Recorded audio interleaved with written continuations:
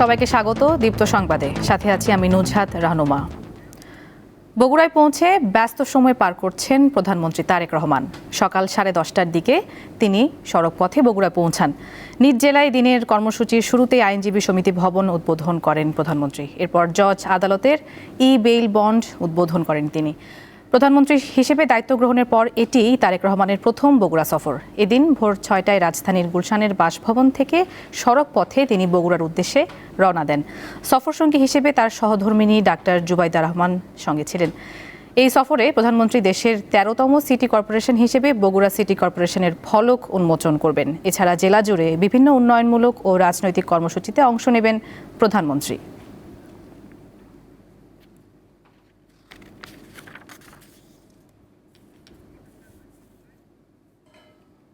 সরকারের পক্ষ থেকে আমরা বিল্ডিং এর কনস্ট্রাকশনের জন্য 15 লক্ষ টাকা দেওয়া হচ্ছে।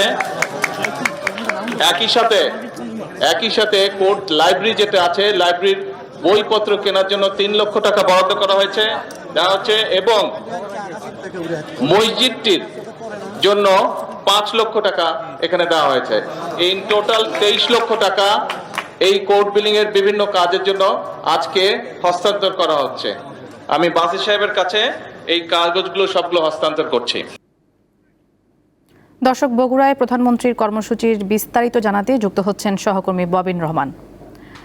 ববিন, প্রধানমন্ত্রীর আর কি কি কর্মসূচি রয়েছে বগুড়ায় জানাবেন, এবং তার এই আগমনকে ঘিরে বগুড়াবাসীর মধ্যে এবং নেতাকর্মীদের মাঝে কেমন উৎসাহ উদ্দীপনা দেখতে পাচ্ছেন জানাবেন।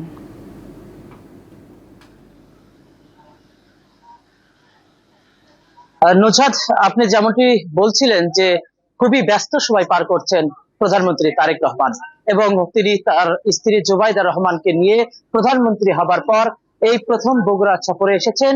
এবং সেই সঙ্গে কর্মসূচি যেগুলো ছিল, অর্থাৎ আদালত চত্বরে আইনজীবী সমিতির ভবন উদ্বোধন এবং বেল বন্ডের উদ্বোধন তিনি কিন্তু ইতিমধ্যেই করেছেন। এবং সেখান থেকে তিনি আসলে এই আদালত থেকে বের হয়েই কিন্তু তিনি প্রবেশ করবেন বগুড়া পৌরসভা এলাকায়, এবং পৌরসভাতে তিনি বগুড়াকে সিটি কর্পোরেশন ঘোষণা করবেন। এবং এখানে এই সিটি কর্পোরেশনের মাইল যেটি ভিত্তি স্থাপনের যে ফলক, সেটি তিনি উদ্বোধন করার কথা রয়েছে। এবং এরপর তিনি তার যে সফর সঙ্গী এবং গাড়িবহর, সেটি নিয়ে তিনি প্রায় 19 বছর পর তিনি তার পৈতৃক ভিটা বগুড়ার গাবতলী উপজেলার বাগবাড়িতে তিনি যাবেন, এবং সেখানেও কিন্তু তার কর্মসূচি রয়েছে। সেখানে গিয়ে সর্বপ্রথম তিনি সেখানে ফ্যামিলি কার্ড বিতরণের একটি কর্মসূচি তিনি করবেন, এবং তারপর কিন্তু তার যে বাবার রেখে যাওয়া যে কর্মসূচি, খাল খনন কর্মসূচি, সেই খাল খনন কর্মসূচি তিনি অংশগ্রহণ করবেন, উদ্বোধন করবেন। এবং তারপর সেখানে একটি হাসপাতাল পরিদর্শন করবেন, করার পর তিনি প্রবেশ করবেন তার যে স্মৃতি বিজড়িত বাড়ি, জিয়া বাড়ি, অর্থাৎ যে বাড়িতে তার বাবার জন্ম এবং যেই বাড়িতে তিনি লালন পালন হয়েছেন, সেই বাড়ি জিয়া বাড়িতে তিনি প্রবেশ করবেন, এবং সেখানে কিছুক্ষণ সময় তিনি থাকবেন।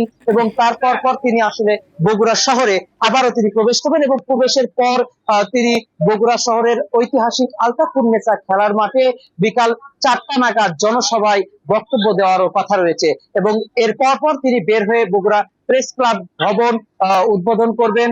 সেই সঙ্গে বগুড়ার তার নিজ উদ্যোগে নির্মিত বগুড়ার বাইতুর রহমান সেন্ট্রাল মসজিদটি পুনর্নির্মাণের উদ্বোধন করারও কথা রয়েছে। এবং তারপর তিনি ঢাকার উদ্দেশ্যে আসলে রওনা হবেন। তবে ঢাকার উদ্দেশ্যে রওনা হওয়ার পর তিনি এই বিরতি পথে বগুড়ার শেরপুরে আরবিএতেও তিনি কিছুক্ষণ যাত্রা বিরতি করারও কথা রয়েছে। তবে আপনাকে জানিয়ে রাখি যে এই যে প্রধানমন্ত্রীর এই আগমন ঘিরে জেলা বিএনপি সহ দলমত নির্বিশেষে আমরা দেখছি যে সর্বস্তরের জনগণ তাকে এক নজর দেখার জন্য কিন্তু তারা সড়কে ভিড় জমিয়ে রেখেছেন। এবং বিকাল 4টার দিকে সমাবেশ হওয়ার কথা থাকলেও আমরা কিছুক্ষণ আগেও সেই মাঠটি আমরা দেখেছি যে এখন থেকেই কিন্তু বগুড়ার যে সকল মানুষ তাকে দেখার জন্য বা তার বক্তব্য শোনার জন্য অধীর আগ্রহ নিয়ে রয়েছেন, তারা কিন্তু মাঠে এখন থেকেই এই কঠোর রোদের ভিতর তারা বসে রয়েছেন, দাঁড়িয়ে রয়েছেন, আমরা এটি লক্ষ্য করেছি। তবে বাগবাড়ি এলাকায় যেমনটি দেখেছি, শুধু বাগবাড়ি নয়, প্রধানমন্ত্রী তারেক রহমানের এই বগুড়া সফরকে ঘিরে পুরো শহর বা পুরো জেলাকে নিরাপত্তার চাদরেও ঢেকে রেখেছে। এবং আমরা একটু আগে যখন সার্কিট হাউস থেকে পায়ে হেঁটে তিনি এই আদালতে অর্থাৎ বগুড়া জজ এবং দায়রা আদালতে তিনি যখন পায়ে হেঁটে প্রবেশ করেন, তখন কিন্তু আমরা দেখেছি নেতাকর্মী এবং সর্বস্তরের মানুষের কিন্তু ভিড়। এই ছিল আমার কাছে বগুড়া থেকে প্রধানমন্ত্রীর সফর নিয়ে সর্বশেষ। এতক্ষণ আপনার ফিরে যাবো স্টুডিওতে। নুরচাঁদ। দর্শক, আমরা শুনছিলাম বগুড়া থেকে প্রধানমন্ত্রী তারেক রহমানের কর্মসূচির বিস্তারিত তথ্য নিয়ে যুক্ত ছিলেন সহকর্মী ববিন রহমান। যাচ্ছি পরের প্রসঙ্গে। অতীতের ব্যর্থতায় সারা দেশে হাম নিয়ে ভীতিকর পরিস্থিতি তৈরি হয়েছে বলে মন্তব্য করেছেন স্বাস্থ্যমন্ত্রী সরদার মোহাম্মদ সাখাওয়াত হোসেন। সকালে নারায়ণগঞ্জের রূপগঞ্জে হাম ও রুবেলার টিকাদান কর্মসূচি উদ্বোধন শেষে তিনি বলেন, সবশেষ 2020 সালে হাম রুবেলার টিকা দেওয়া হয়। এছাড়া টিকার মজুতও ছিল না। বর্তমানে ইউনিসেফ ও বিভিন্ন আন্তর্জাতিক সংস্থার সহযোগিতায় এই টিকাদান কর্মসূচি চলছে।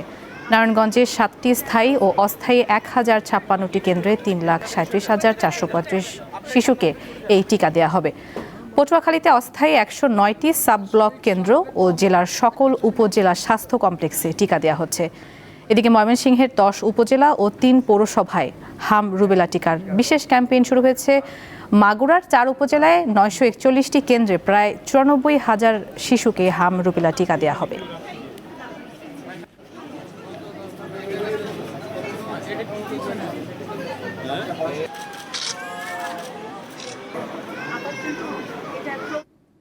দর্শক, রংপুরের টিকা কার্যক্রমের খবর জানাতে আমাদের সাথে সরাসরি যুক্ত হচ্ছেন সহকর্মী ফেরদৌস জয়।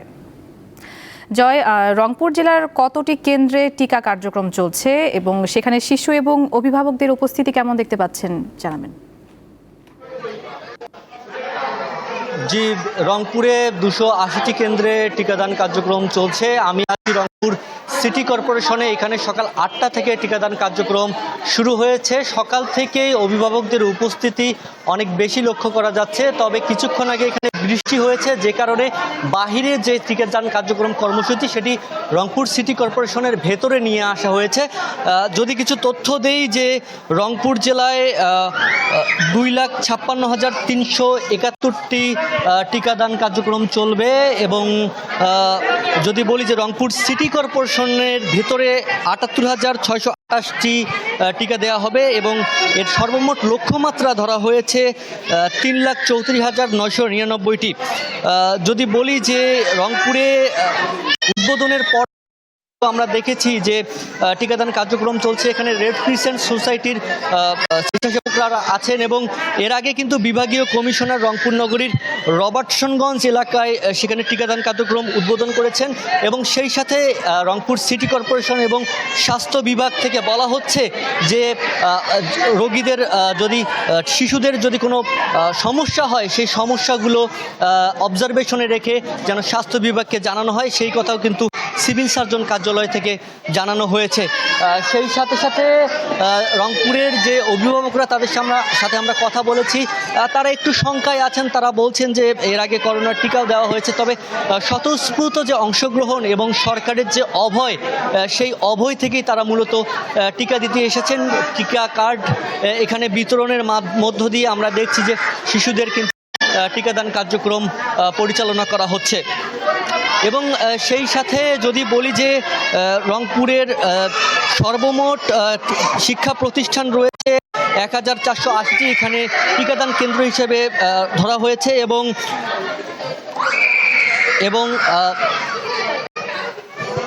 রংপুরের যে টিকা কার্যক্রম, সেই টিকা কার্যক্রমের এই ছিল আমার কাছে সবশেষ তথ্য। দর্শক, রংপুরের টিকাদান কর্মসূচির খবর নিয়ে যুক্ত ছিলেন সহকর্মী ফেরদৌস জয়।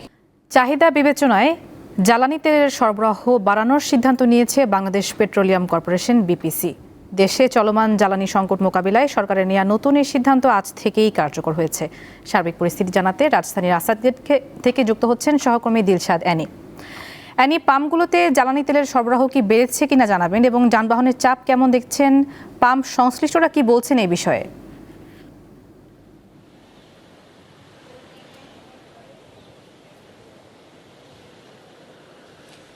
আমি রাজধানীর বেশ কয়েকটি ফিলিং স্টেশনে গিয়েছি। সেখানে যেটি দেখতে পেয়েছি, দাম বাড়ানো হয়েছে ঠিকই, কিন্তু পরিস্থিতির কোনো ধরনের পরিবর্তন হয়নি। সেই দীর্ঘ লাইন কোথাও কোথাও 1 কিলোমিটার, কোথাও কোথাও আরও বেশি আমরা লাইন যেটি দেখতে পেয়েছি। ঘন্টার পর ঘন্টা চালকরা আছেন, মোটরসাইকেল চালক যারা আছেন, ব্যক্তিগত গাড়ি চালকরা আছেন, তারা মধ্যরাত থেকে কেউ ভোর থেকে লাইন ধরে আছেন, কিন্তু কোথাও তেল নেই। আসাদ গেটের যে ফিলিং স্টেশন যেটি আছে, সেই ফিলিং স্টেশনে সকাল 7টার দিকে তেল সরবরাহ বন্ধ হয়ে যায় এবং তারা অপেক্ষারত যারা আছেন তাদেরকে বলে দেয়া হয়েছে যে সন্ধ্যা 6টার আগে তারা কোনো তেল পাবেন না। তো সারা দিন ধরে তারা সেই চালকদের সাথে কথা হয়েছে, তারা বলেছেন যে যতক্ষণই লাগুক না কেন তাদের আসলে সেখান থেকে সরে যাওয়ার কোনো উপায় নেই, কারণ তারা যেখানেই যাবেন সেখানেই তাদেরকে দীর্ঘ লাইন ধরতে হবে। তো আমি আসাদ গেট থেকে এরপর এসেছে গুলশান লিংক রোডের একটি পেট্রোল পাম্পে, এখানে এসেও দেখেছি একই অবস্থা, কোনো পরিবর্তন নেই। এই যে আপনারা দেখতে পাচ্ছেন যে এখানে যে পেট্রোল পাম্পগুলো আছে যেখান থেকে তেল সরবরাহ করতে হয় সেটা বন্ধ আছে, এবং বাইরে আমরা দেখেছি সাইনবোর্ড আকারে দেয়া হয়েছে যে আজকে তারা সারাদিন আর তেল তারা সরবরাহ করতে পারছে না, বন্ধ রয়েছে, এবং সন্ধ্যার পরে তাদের তেলের গাড়ি যখন আসবে তখন তারা সরবরাহ করতে পারবেন, কিন্তু কোনো নির্দিষ্ট কোনো সময় তাদের দিতে পারেনি। যে আমি এখন যাব, বেশ কয়েকজন আছেন আমার সাথে যারা ভোর থেকে লাইন ধরে আছেন তেলের জন্য। তেলের তো দাম বাড়ানো হয়েছে, তারপরেও এটা কি কোনো সুফল পেয়েছেন? কোথায় সুফল তো দেখতেছি না, আগের মতো তো এখনো জামজটি আছে। আগে যেমন লাইন ধরে মনে করেন যে এইভাবে অনেক বড় লাইনে তেল নিছি আমরা, এখনো তাই 8 ঘন্টা, 10 ঘন্টা, 12 ঘন্টা, 14 ঘন্টাও লাগে। এই যে আজকে মনে করেন যে 6টার সময় এখানে লাইন দিছি, এখন মনে করেন যে বলছে 5টার পরে, কারণ 5টার পরে এখন 6টা হইতে পারে, 7টা হইতে পারে, 8টা হইতে পারে, এটা তো এখন আমরা নির্দিষ্ট টাইম বলতে পারতেছি না কখন তেল আসবে, আসলে তারপরে পাবো। তার মানে যে প্রায় 1 মাসের বেশি সময় ধরে আপনারা ভোগান্তিতে আছেন, এখনো কি সেই অবস্থাতে আছেন? 1.5 মাস হয়েছে। রোজার আগের থেকে আমরা এই ভোগান্তিতে, তেল নিতে আসলেই 8 ঘন্টা, 7 ঘন্টা, 10 ঘন্টা, একদিন গেছি 10 ঘন্টায় তেল পাইছি, কোনো টাইম দেয় না, তেলের গাড়ি আসে না, আসলে আমরা তেল দেব এই বলে। ঠিক আছে, ধন্যবাদ আপনাকে। তো যেমনটি শুনছিলেন যে তেলের দাম বাড়ানো হয়েছে, কিন্তু কোনো ধরনের সুফল পাননি যারা আছেন, চালক যারা আছেন, তারা প্রায় 1.5 মাস ধরে সেই ভোগান্তির মধ্য দিয়ে পার করছেন। বরং যেটি আমরা লক্ষ্য করেছি যে আগে দুপুর 12টার দিকে তেল গাড়ি, অনেক পেট্রোল স্টেশনের তেলের গাড়ি চলে আসতো, কিন্তু এখন সেটি আরও দেরি হয়ে বরং সন্ধ্যার দিকে আসবে বলে জানানো হচ্ছে। তো এই ছিল এখানকার সবশেষ পরিস্থিতি। অ্যানি, আপনাকে ধন্যবাদ যুক্ত হবার জন্য। আন্তর্জাতিক প্রসঙ্গ, ওমান উপসাগরে তুস্কা নামের একটি ইরানের পতাকাবাহী কার্গো জাহাজ আটক করেছে যুক্তরাষ্ট্রের নৌবাহিনী। মার্কিন নৌ অবরোধ ভাঙার চেষ্টাকালে এতে গুলি চালিয়ে হামলা করা হয়। সামাজিক যোগাযোগ মাধ্যম ট্রুথ সোশ্যালে এক পোস্টে এই তথ্য জানান যুক্তরাষ্ট্রের প্রেসিডেন্ট ডোনাল্ড ট্রাম্প। তিনি জানান, জাহাজটি এখন মার্কিন মেরিন সেনাদের কাছে আটক আছে। জাহাজ আটকের খবরের সত্যতা নিশ্চিত করেছে তেহরান। একই সঙ্গে এই ঘটনার পাল্টা জবাবের ঘোষণা দিয়েছে দেশটি। এই ঘটনাকে যুদ্ধ ঘোষণার শামিল বলে শঙ্কা প্রকাশ করেছেন বিশ্লেষকরা। এদিকে যুক্তরাষ্ট্রের অতিরিক্ত চাহিদা, অযৌক্তিক প্রত্যাশা, বারবার অবস্থান পরিবর্তন এবং চলমান নৌ অবরোধের কারণে দ্বিতীয় দফা আলোচনা প্রত্যাখ্যান করেছে ইরান। এছাড়া চলমান নৌ অবরোধ যুদ্ধবিরতির লঙ্ঘন বলেও মনে করছে তেহরান। ইরানের সরকারি সংবাদ সংস্থার এক প্রতিবেদনে এসব কথা বলা হয়েছে। এদিকে ট্রাম্পের ইরানি জাহাজ জব্দের ঘোষণায় বিশ্ববাজারে জ্বালানি তেলের দাম বেড়েছে। সোমবার অপরিশোধিত তেলের দাম 5% বেড়ে ব্যারেল প্রতি $95 পৌঁছেছে।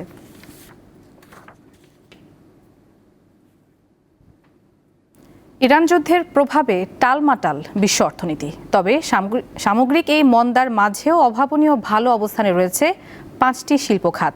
ব্রিটিশ সংবাদ মাধ্যম দ্য গার্ডিয়ান বলছে, যুদ্ধ শুরুর প্রথম মাসেই বিশ্বের শীর্ষ 100টি তেল ও গ্যাস কোম্পানি ঘন্টায় $3 কোটি বেশি মুনাফা করেছে। এছাড়া বিনিয়োগ ব্যাংক, ক্রিপ্টো ও অস্ত্র প্রতিরক্ষা খাত ঘিরেও চলছে রমরমা ব্যবসা।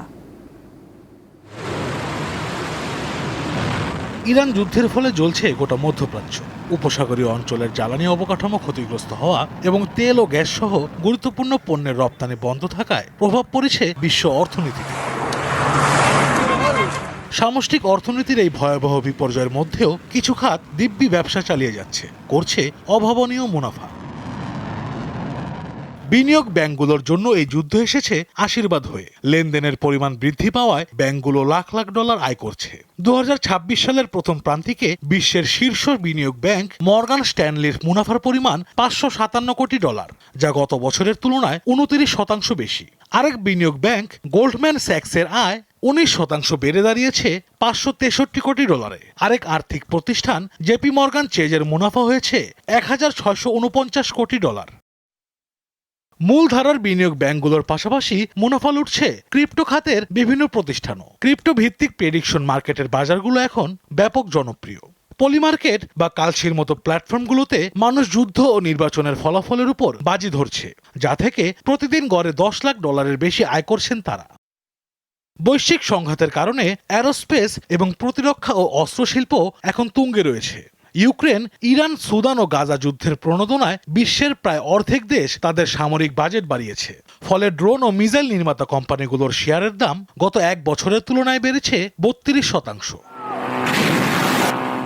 এছাড়া যুদ্ধের ধাক্কা সত্ত্বেও রমরমা ব্যবসা করছে কৃত্রিম বুদ্ধিমত্তা খাত। বিশ্বের শীর্ষ এআই চিপ নির্মাতা প্রতিষ্ঠান তাইওয়ান সেমিকন্ডাক্টর ম্যানুফ্যাকচারিং কোম্পানি এবছরের প্রথম 3 মাসে আয় করেছে $18.1 বিলিয়ন, যা গত বছরের তুলনায় 58% বেশি। ইরান যুদ্ধের সুযোগকে কাজে লাগিয়ে বড় অঙ্কের অর্থ আয় করছে বিশ্বের শীর্ষ তেল ও গ্যাস কোম্পানিগুলো। 28 ফেব্রুয়ারি যুদ্ধ শুরুর পর থেকে এক মাসে আরামকো, গ্যাসপ্রমের মতো কোম্পানিগুলোর অতিরিক্ত $2300 কোটি মুনাফা করেছে। যুদ্ধের প্রথম মাসেই শীর্ষ 10টি প্রতিষ্ঠান ঘন্টায় অতিরিক্ত আয় করেছে $3 কোটি বেশি। এমন পরিস্থিতিতে সবচেয়ে বড় সুবিধাভোগীরা হলো সৌদি আরবের আরামকো, রাশিয়ার গ্যাসপ্রম ও যুক্তরাষ্ট্রের এক্সন মোবিলের মতো প্রতিষ্ঠানগুলো। জ্বালানি গবেষকরা বলছেন, তেলের দাম গড়ে $100 থাকলে যুদ্ধের সুযোগে 2026 সালের শেষ নাগাদ তেল ও গ্যাস কোম্পানিগুলোর অতিরিক্ত মুনাফা প্রায় $23,400 কোটি পৌঁছাবে। আশরাফ শুভ, দীপ্ত, বার্তাকক্ষ। ফিলিস্তিনের অবরুদ্ধ ভূখণ্ড গাজার দক্ষিণাঞ্চলীয় শহর রাফাতে সামরিক অবস্থান সুদৃঢ় করেছে। ইসরায়েলি বাহিনী দখল করে নিচ্ছে এলাকা। ডিজিটাল ইনভেস্টিগেশন ইউনিটের মাধ্যমে প্ল্যানেট ল্যাবস ও সেন্টিনেল হাব থেকে পাওয়া স্যাটেলাইট চিত্র পর্যালোচনা করে এ তথ্য জানিয়েছে কাতার ভিত্তিক সংবাদ মাধ্যম আল জাজিরা।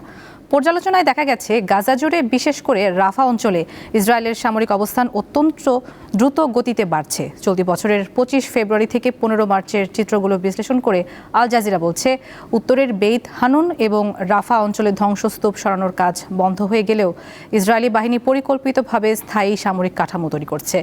এছাড়াও দক্ষিণ গাজার খান ইউনিসেও সামরিক আউটপোস্ট বা চৌকি দেখা গেছে।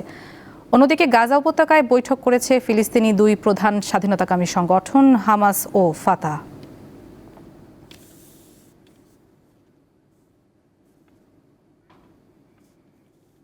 যুক্তরাষ্ট্রের লুইজিয়ানায় নিজের 7 সন্তানসহ 8 শিশুকে গুলি করে হত্যা করেছে এক বাবা। তিনি আলাদা 3টি বাড়িতে হানা দিয়ে এই হত্যাকাণ্ড ঘটান। সংবাদ মাধ্যম সিএনএন জানিয়েছে, যুক্তরাষ্ট্রের দক্ষিণাঞ্চলীয় লুইজিয়ানা অঙ্গরাজ্যের শ্রেভপোর্টে স্থানীয় সময় রোববার ভোরে এই নির্মম হত্যাকাণ্ডের ঘটনা ঘটে। নিহত শিশুদের মধ্যে 3 জন ছেলে ও বাকি 5 জন মেয়ে। তাদের মধ্যে বয়স 3 থেকে 14 বছর। এর মধ্যে 7 জনই আপন ভাই বোন। স্থানীয় পুলিশ কর্মকর্তা জানিয়েছেন, হামলাকারী বাবার নাম শামার এলকিন্স। তার বয়স 31 বছর। হামলার পর গাড়িতে করে পালিয়ে যাওয়ার সময় পুলিশের গুলিতে তিনিও নিহত হয়েছেন। শিশুদের পাশে নিজের স্ত্রী ও আরেক আত্মীয়কেও গুলি করেন এই ব্যক্তি। তারা গুরুতর আহত হয়েছেন।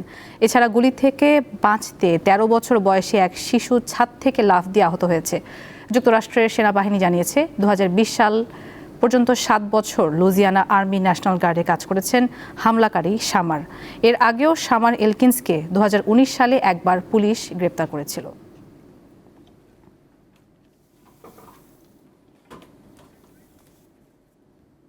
দর্শক, এই ছিল এখনকার মতো। পরের সংবাদ দুপুর 2টায় দেখার আমন্ত্রণ। এছাড়া আরও তথ্যের জন্য চোখ রাখুন দীপ্তর ডিজিটাল প্ল্যাটফর্মগুলোতে। ধন্যবাদ সবাইকে।